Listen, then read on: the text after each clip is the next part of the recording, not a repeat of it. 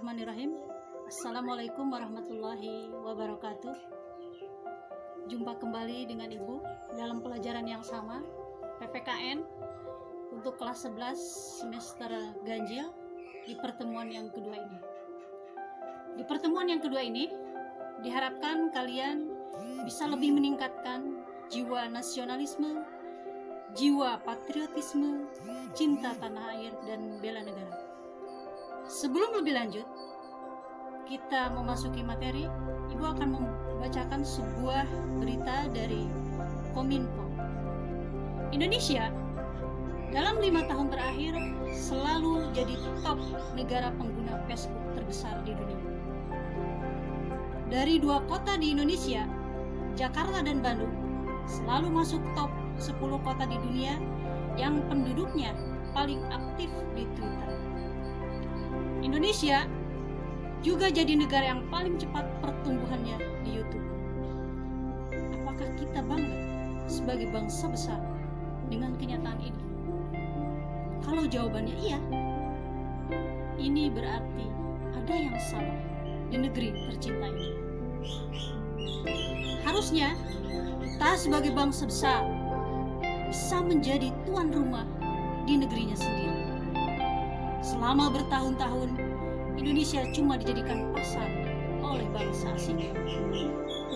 Kita tidak sadar, bahkan dengan sukarela, buat negara lain kaya. Indonesia harusnya bisa lebih dari itu. Caranya, kita bukan hanya jadi penonton. Harusnya kita menjadi pemain, tak cuma sekedar pemain biasa. Kita bisa menjadi bangsa besar se-Asia Tenggara. Bahkan dalam 1 tahun terakhir saja, nilai bisnis atau perputaran uang di bisnis e-commerce Indonesia mencapai 12 miliar US dollar. Padahal itu belum diregulasi oleh negara. Dan itu masih berjalan sendiri-sendiri. Bayangkan betapa besarnya bisnis ini jika dikelola dengan baik secara bersama-sama oleh stakeholder pemangku pejabat di negara ini. Untuk lebih memahami, Ibu akan menayangkan sebuah video. Diharapkan setelah menonton video ini, kalian bisa tumbuh besar jiwa rasa tanah air, rasa cinta tanah air, nasionalisme, patriotisme. Mari kita simak video berikut ini.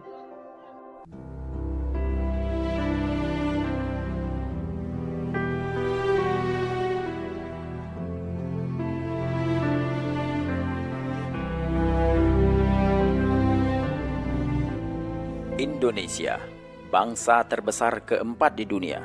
Setelah merdeka sejak 65 tahun yang lalu, ternyata hari ini masih bergelimang dengan kemiskinan.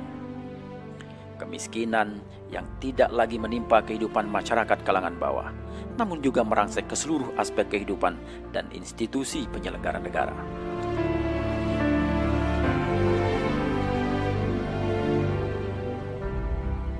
Di negeri kita, pengangguran meluas ke berbagai lapisan, bahkan menimpa mereka yang telah berpendidikan tinggi. Banyak anak-anak bangsa yang terpaksa mencari pekerjaan ke luar negeri karena sulitnya mencari penghidupan di negeri sendiri. Di sisi lain, perlindungan terhadap anak bangsa tidak bisa diharapkan oleh anak bangsa yang membutuhkannya. Jaminan sosial untuk warga miskin dan manula tidak mampu diberikan oleh negara.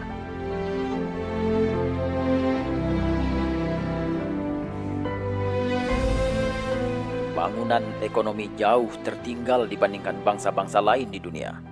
Bangsa Indonesia setiap hari disibukkan oleh peristiwa-peristiwa korupsi yang memilukan, sementara hukum hanya bisa diterapkan secara efektif jika menimpa kalangan masyarakat terbawah. Keburukan perilaku meluas dan menghiasi keseharian bangsa kita.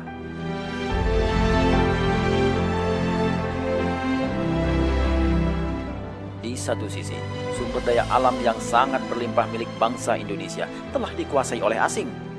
Aset strategis satu persatu jatuh ke tangan asing. Bahkan tanpa disadari, kehidupan bangsa Indonesia telah dikuasai oleh bangsa lain dengan produk-produk asing yang mendominasi pasar di Indonesia secara tidak terkendali.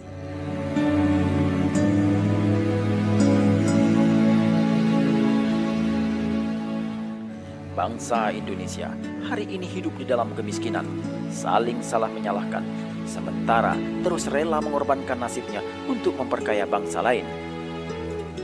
Hari ini kita menghadapi kenyataan bahwa 80% pasar tekstil telah dikuasai oleh asing, pasar farmasi 80%-nya asing, dan 92% industri teknologi yang hampir seluruhnya dikuasai oleh asing.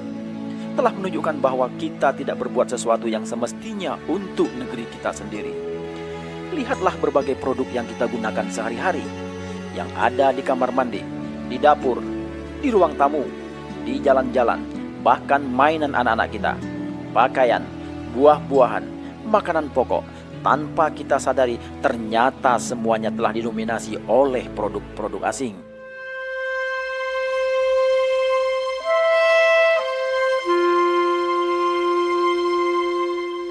Anak-anak bangsa semakin sulit berusaha di negeri sendiri. Menjual menjadi sesuatu yang sulit dilakukan oleh bangsa sendiri di negeri sendiri karena kuatnya dominasi pemain asing. Para pengusaha berguguran setiap hari.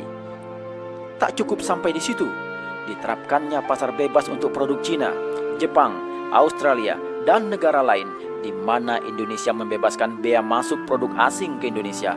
Di tengah lemahnya sektor swasta milik bangsa Indonesia, telah membuat industri hingga home industri di negeri kita berjatuhan setiap hari. Mulai hari ini, kita harus bangkit, mengambil hak kita untuk berjaya di negeri sendiri, mengambil hak kita untuk menjadi bangsa besar. Gerakan yang dicetuskan pertama kali pada tanggal 27 Februari 2011 dan terus bergulung bagaikan gumpalan bola salju semakin menggelora di berbagai kota di seluruh Indonesia.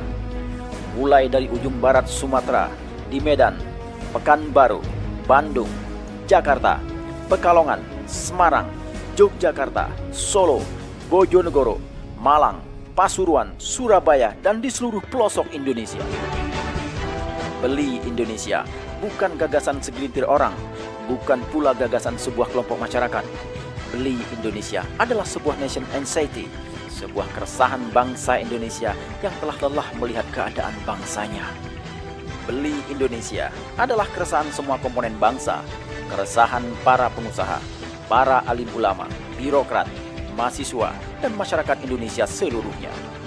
Beli Indonesia adalah perjalanan menemukan jati diri bangsa Indonesia, membangkitkan keyakinan bahwa bangsa Indonesia adalah bangsa besar dan menumbuhkan pembelaan terhadap martabat bangsa, serta pembelaan terhadap kejayaan ekonomi Indonesia.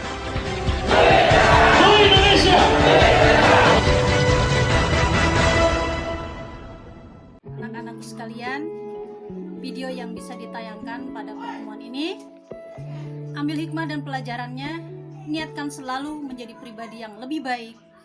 Jadi generasi hebat, generasi emas, generasi yang ditunggu Indonesia untuk membawa perubahan besar. Untuk pertemuan ini ada tugas 2 soal yang harus kalian jawab. Tuliskan soalnya, catatkan, jawab dengan sempurna dan maksimal. Setelah selesai, kirimkan ke ibu melalui WA. Hada wallahu yar'ana wa yahfaduna walhamdulillahirabbil alamin. Illal liqama salama. See you again. Assalamualaikum warahmatullahi wabarakatuh.